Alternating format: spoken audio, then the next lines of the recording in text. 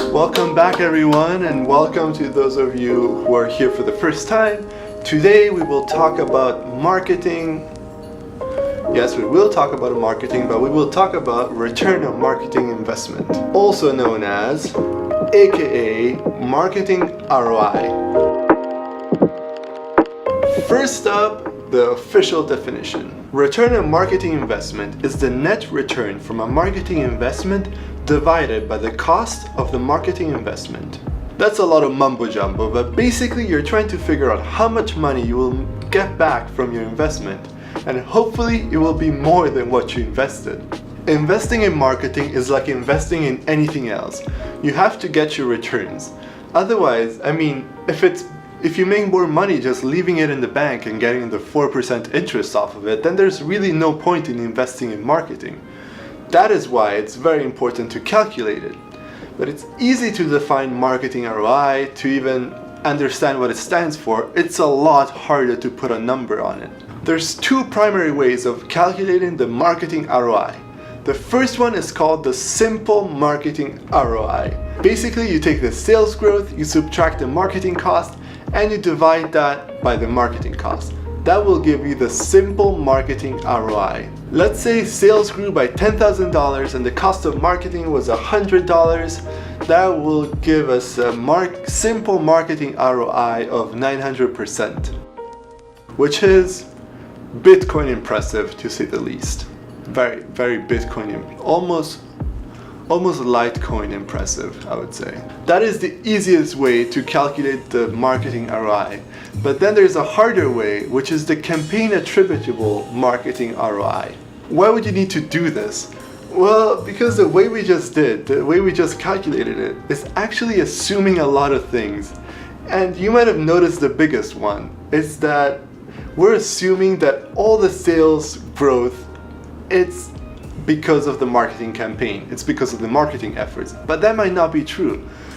Even though you had done no marketing at all, you might have still grown a certain percentage anyways. It's basically assuming that the total month-over-month sales growth is attributable to the marketing campaign. So how do you solve for that? Well, it's actually pretty easy. It's harder to think about it than it's to actually do it. You can just take like the previous 12-month lead up to the campaign and calculate the organic growth month over month. You're calculating the existing sales trend. If you calculate it, you might find that you're growing month over month 4%. So when you're calculating your marketing ROI, you just subtract that 4% from it because, well, you would have grown 4% anyways. So our formula, for those of you who love formulas, becomes this. Sales growth minus marketing cost divided by the marketing cost. Then you subtract your organic sales growth, and that will give you your marketing ROI, your campaign attributable marketing ROI, your campaign attributable marketing return on investment. Boom, boom, boom. So let's say that a company that averages 4% growth month over month runs a campaign of $10,000 and sales grow to $15,000. So you would do 15,000 minus 10,000, and then you would divide that by 10,000, which would give you 50%. I hope I'm right.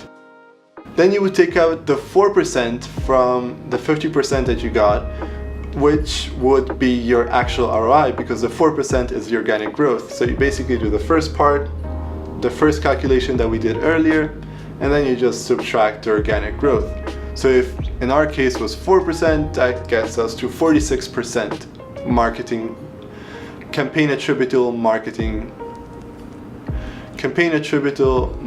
return on investment. That is still like an amazing marketing return on investment. If every company could invest their money and get 46% more back, trust me, they would do it a lot. But in real life, it's actually a lot more important to do the campaign attributable calculation because it changes by a lot more, obviously, because usually the returns are much smaller. But there's still a lot of challenges with the marketing return on investment, and even with the campaign attributable marketing return on investment. For example, one of these might be time. A campaign might run for months or even years. So quantifying it's pretty hard. For example, the return on investment at the beginning of the campaign might be almost flat, but then once the campaign is able to penetrate the market, sales would grow, and the return on the marketing investment would also grow, so the cumulative return on marketing investment would look a little bit better. But for those first months, it would look terrible. Another challenge the marketing ROI faces is that campaigns don't just revolve around generating sales. For example, an easy trick that marketing agents use to pump up the numbers of campaigns is that they use soft metrics such as brand awareness by looking at social media and other easy to manipulate things. Brand awareness is definitely worth considering, but not if the campaign is failing to generate sales over time. These spin-off benefits can't be at the core of the campaign because they can't be measured. So don't be fooled by soft metrics like brand awareness. There's also other ways of calculating the marketing return on investment, as I said earlier, which could be useful. You could look at how many leads are generated, and you could also look at the conversion rates of those leads. How many of those actually become clients?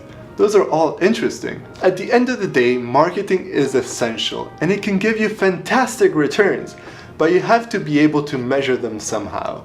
These are just a few ways, but most likely you have to find a solution which might be a hybrid that works for your campaign or your business in specific. But anyways, remember to not be fooled by the soft metrics like brand awareness, and you have to find an actual metric to measure the actual growth of something, because that's attributable to the campaign. That's the important thing. Find something that you can link back to the campaign to show that it was successful or unsuccessful. Marketing has to translate into money. Thanks for watching this video on marketing return on investment. Next time we will look at how to structure a marketing plan.